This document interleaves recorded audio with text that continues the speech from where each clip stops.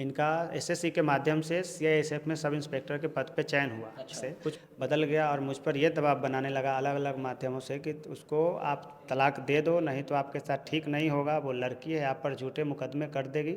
तो न्यायालय भी उसी का सुनेगा, चूँकि वो एक लड़की है। कि जैसे दहेज प्रथा का केस या मारने पीटने का, ये पूरा परिवार। और जब मैं इनसे पूछा कि ऐसा क्यों हो रहा है, तो मेरी पत्नी ने जो बताया कि अब पूरे गांव भर में एक दरोगा अकेले मैं हूँ, पूरे पंचायत भर में एक ही दरोगा है और वो भी मैं हूँ। और इस वजह से मेरे परिवार का प्रतिष्ठा इतना बढ़ गया है, तो वो परिवार ऊपर से वो परिवार का मैं आर्थिक मदद भी करती हूँ, तो वो परिवार तुम्हारा साथ क्यों देगा। अच्छा। ऐसा उन्होंने बोला। ऐसा नहीं कि मैं झूठ बोल रहा हूँ, इसका भी ये है, आप सुनिए। जैसे पूरे पंचायत में कोई सरकारी नौकरी में दरोगा के ऊपर नहीं है और दरोगा उतना है। गलत बात। अपने फैमिली को तो कम से कम छोड़ दो यार। प्रतिष्ठा के कारण तुम्हारा फैमिली तुमको प्यार कर रहा है, उनको भी नहीं बख्श रही हो। जब देखो, मेरे लिए हर एक रिश्ता इन्वेस्टमेंट है। उनके मित्रों के माध्यम से, उनके डिपार्टमेंट के माध्यम से मुझे पता चला है कि अपने ही डिपार्टमेंट के एक सीनियर अधिकारी से उनका अफेयर चल रहा है और उनसे वो शादी करने वाली हैं। अच्छा। कि मुझे अपने पति से तलाक चाहिए और उसका झूठा आधार बनाती हैं क्रूएल्टी और अननेचुरल सेक्स। हाँ, जो खुद वो शराब मांगती हैं उसका है, बहुत सारा है। अगर समय आने पर मैं उस चीज़ का प्रमाण भी दूंगा। मतलब ऐसा नहीं कि मैं अपने मर्जी से कह रहा हूँ। हर संडे मेरे घर पे एक विस्की की बोतल बेचते हैं, हर संडे। तुम इतना दारू पीती हो? कितना पीते हो इससे क्या लेना देना। मैं अगर नहीं बेच सकते हो तो दिन के 2 के हिसाब से बियर की बोतल बेच देना, ठीक है, बडवाइजर।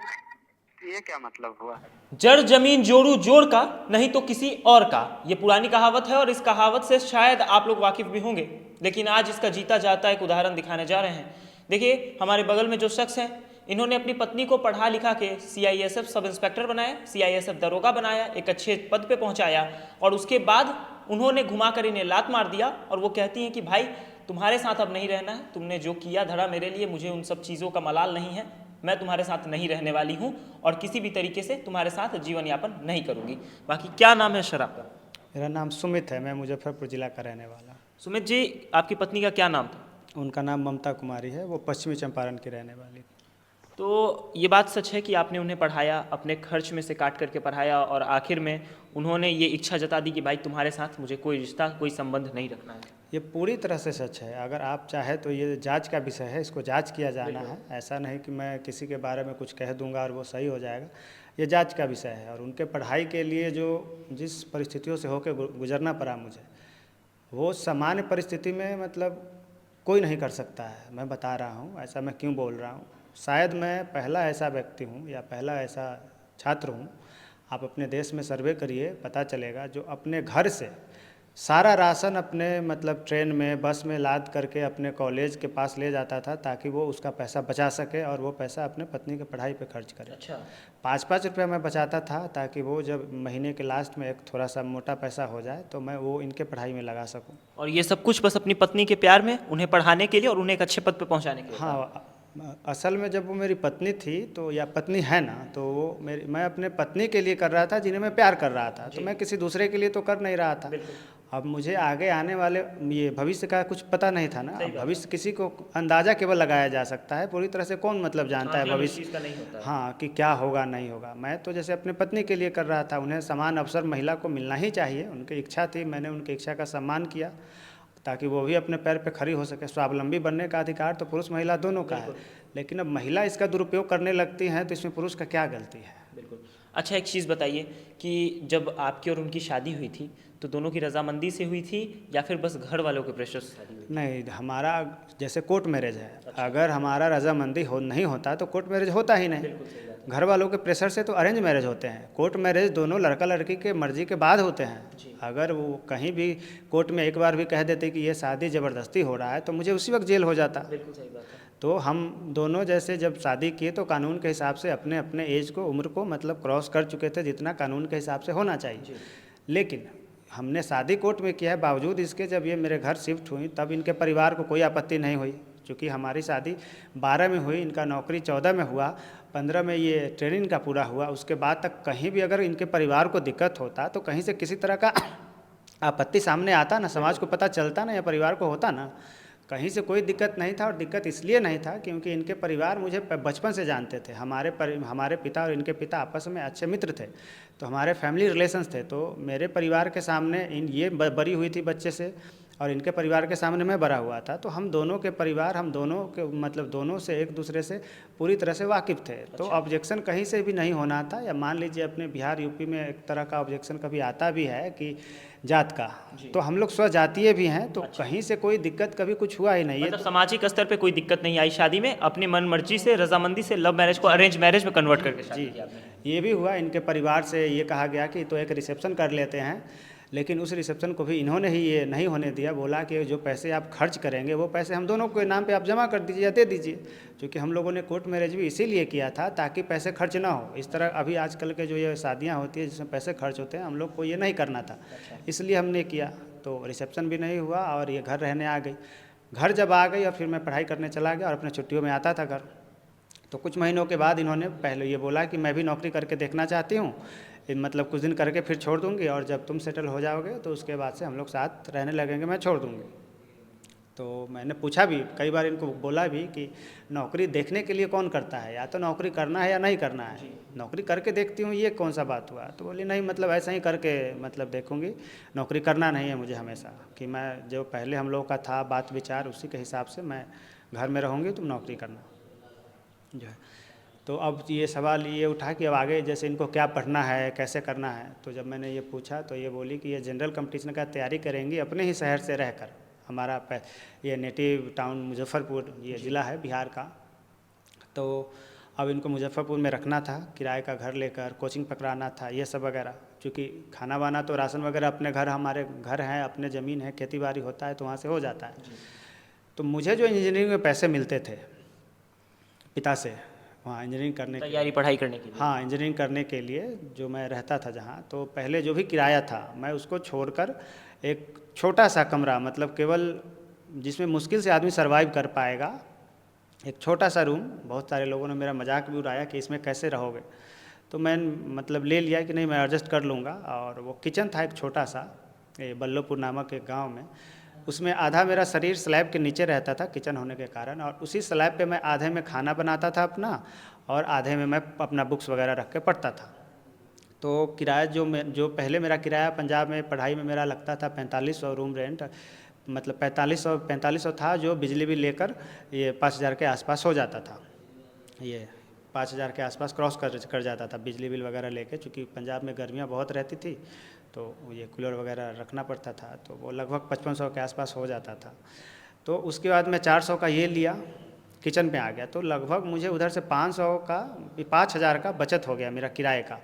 और अब मैं पहले जो वहाँ पे खाता था खुद से सब कुछ खरीद के, वो घर से ले जाने लगा। आप विश्वास नहीं करोगे, मैं घर से सर पे चावल मतलब रख के ये बाहर, यहाँ से मुजफ्फरपुर से अम्बाला कैंट जाता था, वहाँ चावल सर पे लाद कर बाहर लाता था, फिर अपने कमरे तक लाता था ऑटो में, ये उसको लोड करके सारी चीज़ जैसे चावल, आलू, प्याज, दाल, सब कुछ मैं घर से ले जाता था, केवल इसलिए कि मेरा पैसा वहाँ बचेगा। अब जब माता पिता ये कहते थे कि मैं जब पैसा लेता ही हूँ तो राशन यहाँ से क्यों ले जा रहा हूँ, इतना मेहनत क्यों कर रहा हूँ, तो मैं उन लोगों को बहाना बना देता था कि वहाँ मिलावट वाला मिलता है इसलिए ये ले जाते हैं।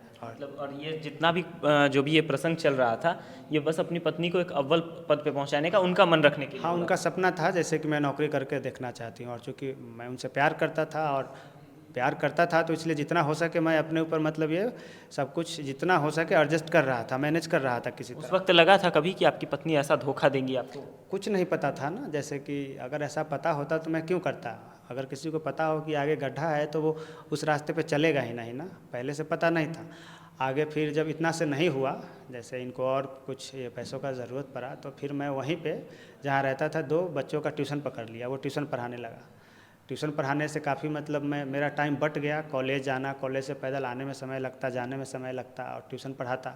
इस वजह से अपना पढ़ाई काफ़ी मतलब प्रभावित हुआ, और मेरे इंजीनियरिंग के सब्जेक्ट्स पेपर बैक आने लगे। लेकिन ठीक है, वो मतलब किसी तरह मैं खींच रहा था, सब कुछ चला रहा था। अब ये अक्सर हम लोग बात भी करते कि हो जाएगा एक दिन, ये सब कुछ ख़त्म हो जाएगा। नतीजा ये हुआ, कुछ सालों के बाद, कुछ महीनों के बाद इनका एसएससी के माध्यम से सीआईएसएफ में सब इंस्पेक्टर के पद पे चयन हुआ। अच्छा। कुछ पल के लिए हम दोनों को लगा कि शायद अब हमारे भी मतलब जीवन से अंधेरा छट जाएंगे, अब जैसे सवेरा होने वाला है। तो फिर हम लोगों में ये तय हुआ कि अभी मैं जहाँ ट्रेनिंग कर रहा हूँ लास्ट सेमेस्टर में, उसमें नौकरी नहीं पकड़ना है, आगे मुझे अपना पढ़ाई कंटिन्यू रखना है, क्योंकि मेरी पत्नी का नौकरी लग गया है तो वो मुझे आर्थिक रूप से मदद करेंगी। और इसके अनुसार मैं पटना आ गया तैयारी करने। पटना तैयारी करने आ गया, 2-3 महीना मैं वहाँ रहा, चूँकि अपने पास जो पैसे थे उसके हिसाब से ये उसके बाद चली गई अपना 14 में ट्रेनिंग पे। जैसे इनका ट्रेनिंग पे गई, ट्रेनिंग इनका कंप्लीट होता है, ट्रेनिंग के जाने के कुछ महीनों बाद ही जैसे ये मुझे लगा कि अब तो ये इनका सैलरी आएगा तो मदद मिलेगा ही जी, मदद मिलेगा, लेकिन ये पैसे ये नहीं भेजती रहीं। तो स्टार्टिंग में मुझे लगा कि ठीक है, जमा कर रही होगी या करेगी ऐसे कुछ। तो मेरे पास जो थोड़े बहुत सेविंग्स थे उसके अनुसार मैं अपना पढ़ाई कुछ महीनों तक किया। उसके बाद से दिक्कत होने लगा बहुत। तो मेरा एक मित्र है, उस वक्त वो मेरा मित्र काफ़ी मदद किया, अभिषेक नाम है। मैं इससे बीच में मैं गुरुद्वारे में भी रहा, पैसे के अभाव में, खाने के अभाव में, रोज़ पे भी काम किया पटना में ही। लेकिन मेरा वो मित्र मुझे देखा वैसे, तो वो मुझे ले गया, अपने साथ रखा कुछ महीना। फिर उसने पटना में मेरे रहने खाने का उपाय कर दिया और बोला कि पढ़ाई करो, यहाँ से तुम अभी पढ़ाई मत छोड़ो अपना। काफ़ी वो मेरा मित्र मतलब मुझे ये कहानी सुनाते हुए ये भावुक भी हो रहे हैं, इनकी आंखों में आज आंसू है। और कारण इनकी पत्नी, जिन्होंने आपको एक बार फिर बता दें कि जिनको इन्होंने पढ़ा करके CISF में सब इंस्पेक्टर का पद दिलवाया, उनकी पढ़ाई में अपनी पढ़ाई को इन्होंने छोड़ दिया, त्याग दिया, अब खुद जा कर के एक स्लैब के नीचे रह रहे थे और अपनी पत्नी को इन्होंने पढ़ाई करने के लिए एक बढ़िया सा रूम दिलवाया, बीच शहर में रूम दिलवाया। उस पत्नी ने आखिरकार इन्हें इस हाल पे ला दिया कि आज ये रोने को विवश हैं। मेरा वो दोस्त मेरे लाइफ में जैसे एक हनुमान जी की तरह है, और वो मुझे काफ़ी उसने मुझे मेरी मदद की, बहुत मदद किया उसने। जो अभिषेक नाम है उसका, यह मुजफ्फरपुर का रहने वाला है। कॉलेज में वो हमारा सीनियर था। अच्छा। 1 साल। तो वहाँ से मैं अपना पढ़ाई किसी तरह शुरू रखा, जारी रखा, और भी ये प्रयास करता रहा कि मेरा परिवार न टूटे, मेरा प्यार न छूटे, और मैं इसका प्रयास करता रहा। जब इनके परिवार से बोला कि ऐसे ऐसे ये बोल रही हैं कि मुझे अब तलाक चाहिए, जैसे इनका ये पोस्टिंग हो गया ट्रेनिंग के बाद, तो परिवार ने कहा कि कोई ऐसा कुछ नहीं है, सब कुछ ठीक हो जाएगा, कि हम लोग हैं, कि ऐसा कुछ नहीं होगा। लेकिन इनके परिवार ने मुझे कहा कि आपको नौकरी कराने से मना किए थे, चूँकि इनके नौकरी करने के फैसले पर इनके परिवार सहमत नहीं थे कि नौकरी नहीं कराना है, लड़की है और ज़रूरत क्या है, कमी क्या चीज़ का है कि नौकरी कराना है। तो शुरुआत में इन्होंने कहा कि जो है कि सब कुछ ठीक हो जाएगा जो है ये। और इस बात का ऐसा नहीं कि मैं अपनी मर्ज़ी से कह रहा हूँ, मैं आपको एक छोटा सा मेरे पास है ये, मैं आपको ये सुना सकता हूँ उनके परिवार का क्या ये था। आप पता है, आप जो जॉब पर आप जो है नहीं जाने देते तो ठीक रहता। होता क्या है कि लड़की अगर अपने पैर पे अगर मतलब खड़ी हो गई है तो बहुत मुश्किल होता है। ये जैसे उनके सगे भाई का ये स्टेटमेंट है। वो पहले से ही वो लोग नहीं चाहते थे कि ये जॉब में जाए जो है। और जब जॉब में चली गई उसके बाद से यही परिवार जो पहले मेरे साथ सहानुभूति रख रहा था, अब ये परिवार अचानक से बदल गया और मुझ पर यह दबाव बनाने लगा अलग अलग माध्यमों से कि उसको आप तलाक दे दो, नहीं तो आपके साथ ठीक नहीं होगा, वो लड़की है, आप पर झूठे मुकदमे कर देगी, तो न्यायालय भी उसी का सुनेगा चूँकि वो एक लड़की है। कि जैसे दहेज प्रथा का केस या मारने पीटने का, ये पूरा परिवार। और जब मैं इनसे पूछा कि ऐसा क्यों हो रहा है, तो मेरी पत्नी ने जो बताया कि अब पूरे गांव भर में एक दरोगा अकेले मैं हूँ, पूरे पंचायत भर में एक ही दरोगा है और वो भी मैं हूँ, और इस वजह से मेरे परिवार का प्रतिष्ठा इतना बढ़ गया है। तो वो परिवार ऊपर से वो परिवार का मैं आर्थिक मदद भी करती हूँ, तो वो परिवार तुम्हारा साथ क्यों देगा। अच्छा। ऐसा उन्होंने बोला। ऐसा नहीं कि मैं झूठ बोल रहा हूँ, इसका भी ये है, आप सुनिए। जैसे पूरे पंचायत में कोई सरकारी नौकरी में दरोगा के ऊपर नहीं है, और दरोगा उतना है। गलत बा। अपने फैमिली को तो कम से कम छोड़ दो यार। प्रतिष्ठा के कारण तुम्हारा फैमिली तुमको प्यार कर रहा है, उनको भी नहीं बख्श रही हो। जब देखो मेरे लिए हर एक रिश्ता इन्वेस्टमेंट है। वो लोग अभी इससे पहले क्या बोली कि हाँ, इससे पहले क्या बोली थी कि मेरा ये जॉब है ना, इसीलिए वो लोग मेरा ये कर रहे हैं, जॉब छोड़ के बैठ जाऊंगी, वो लोग भी देखना नहीं पसंद करेंगे। ऐसे थोड़े होता है यार।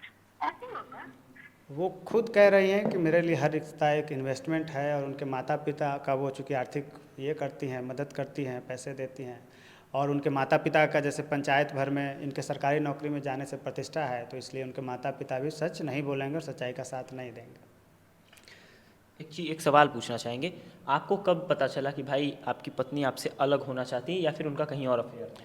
ये जब उनका अमृतसर एयरपोर्ट पे पोस्टिंग हुआ तो कुछ महीनों के बाद उनके मित्रों के माध्यम से, उनके डिपार्टमेंट के माध्यम से मुझे पता चला है कि अपने ही डिपार्टमेंट के एक सीनियर अधिकारी से उनका अफेयर चल रहा है और उनसे वो शादी करने वाली हैं। अच्छा।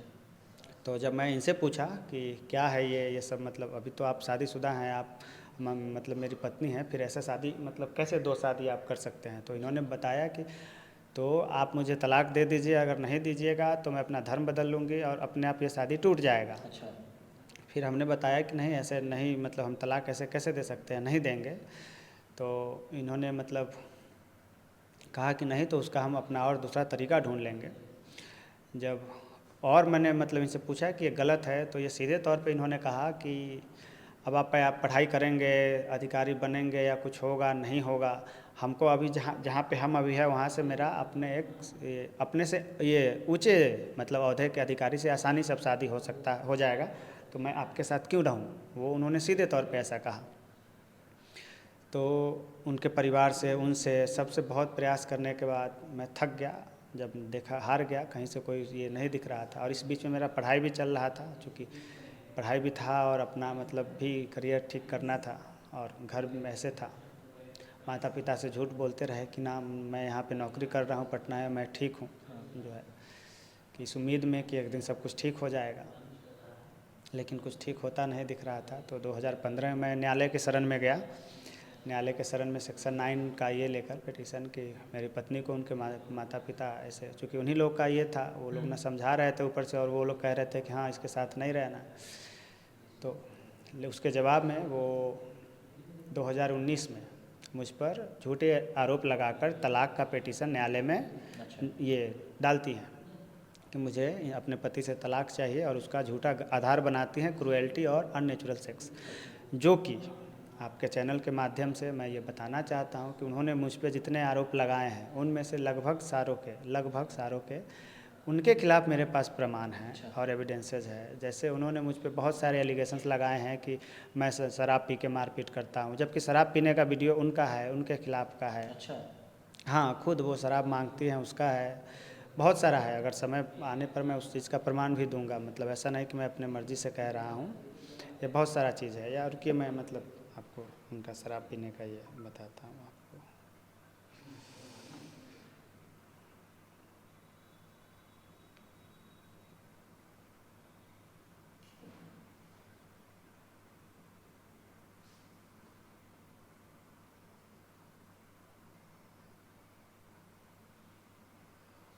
कैसा होता है क्या ममता?